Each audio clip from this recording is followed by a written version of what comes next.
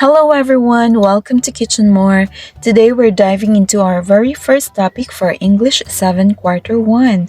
Get ready to explore and learn as we talk about the wonderful world of poetry by focusing on descriptions and imagery. Ready to explore how poetry plays with our senses? Let's go!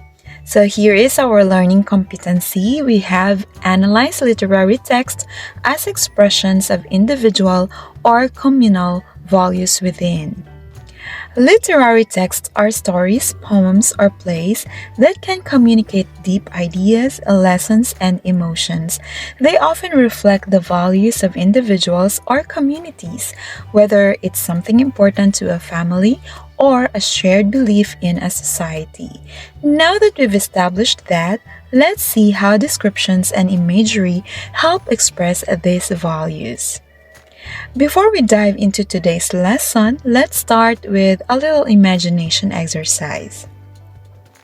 Take a moment to look at the picture on the screen. What do you see? What feelings does this image bring up for you? Now, imagine describing this scene to a friend without just saying, "It's a lakeside landscape." How can you make them feel what you're feeling through your words?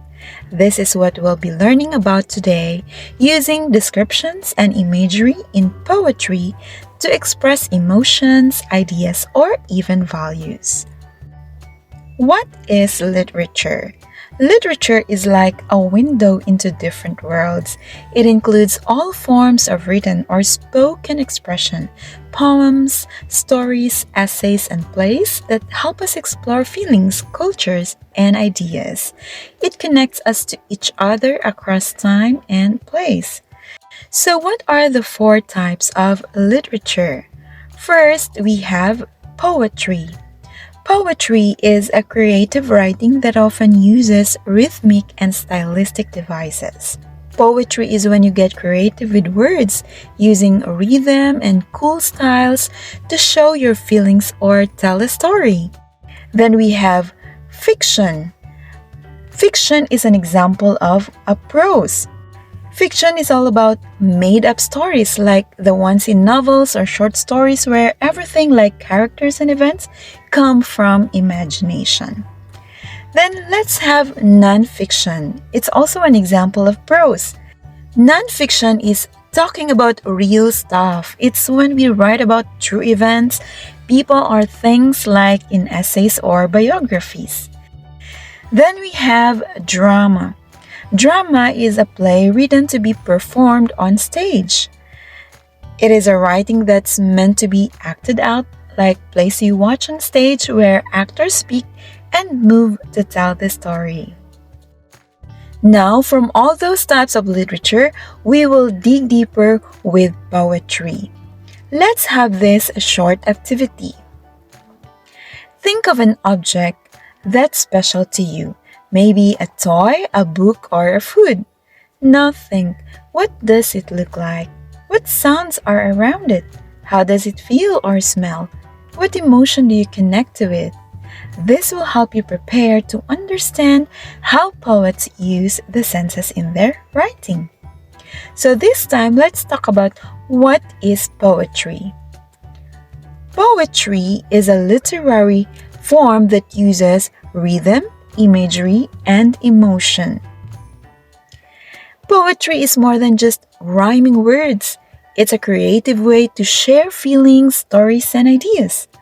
Poems often use rhythm, sound, and vivid imagery to move us emotionally. Whether it's about love, nature, or even a memory, poetry captures the heart and imagination. That brings us to our next topic, which is description. Let's find out how writers use it to help us imagine what they're talking about. What is description? Description gives details about how something looks, feels, smells, sounds, or tastes. When we describe something, we give details about it, like what it looks like, how it feels, what it smells or sounds like. It's like when you're telling a friend about your favorite food and say, "It's warm, cheesy, and smells so good." That's you using description to help them imagine it. Now, what is imagery? Imagery uses descriptive language to paint pictures in the reader's mind. It's when those descriptions are so vivid, they create a picture in your head. Like when you read, "The sun was setting, painting the sky orange and pink." You can almost see it, right? That's imagery. It makes you feel like you're inside the poem or story. So, is imagery important? Yes, and what's the importance of imagery? Imagery paints pictures in the reader's mind. It helps readers feel, see, hear, taste, touch, and experience what the poet describes. Imagine reading a poem and feeling like you're standing in the middle of the forest, hearing birds sing, smelling flowers, and feeling the cool breeze. That's imagery. It makes poetry come alive in our minds and hearts. To understand better, let's talk about the 7 types of imagery. We have visual, auditory, gustatory, tactile, olfactory, kinesthetic, and organic. Each one focuses on a different sense. Let's get to know them one by one and see how poets use these tools to create magical experiences. Let's start with visual imagery or sense of sight. It helps us see scenes, colors, and shapes in our minds. For example, the golden sun spilled across the sky. Visual imagery helps us picture things. Like in this example, we can imagine a beautiful sunset. Poets use words like colors, sizes, and shapes to make us see the world. Then we have auditory image, which is the sense of hearing, and it's referring to sound. It appeals to our sense of hearing. For example, leaves rustled like whispers of the wind. Auditory imagery makes us hear things. Poets describe sounds, birds singing, wind blowing, or even silence. This creates mood and atmosphere. Close your eyes. Can you hear the leaves rustling? This time, let's proceed with gustatory imagery, or the sense of taste. It describes flavors and tastes. For example, the sweet burst of ripe mangoes melted in my mouth. Gustatory imagery makes us taste what the poet tastes. Think of a juicy mango or spicy adobo. Your mouth waters, right? That's the power of words. Then let's have the tactile imagery or the sense of touch. It describes textures and temperature. For example, soft velvet petals brushed my fingertips. Tactile imagery lets us feel things. Think of how soft a teddy bear is or how rough sandpaper feels. Poets use this to make us feel the environment. Then we have the olfactory imagery or the sense of smell. It focuses on scents and smells. For example, lavender fields perfumed the morning air. Olfactory imagery makes us smell what's in the poem. From the scent of roses to the aroma of coffee, smell connects strongly to our memories and emotions. Then we have kinesthetic imagery or the sense of movement.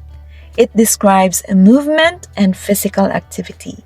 For example, waves danced and leapt against the rocky shore.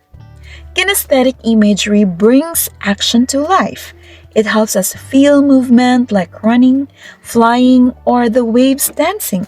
It adds energy and grace to poetry. And the last one is organic imagery or internal feelings. It shows internal sensations like hunger, pain, joy, calmness.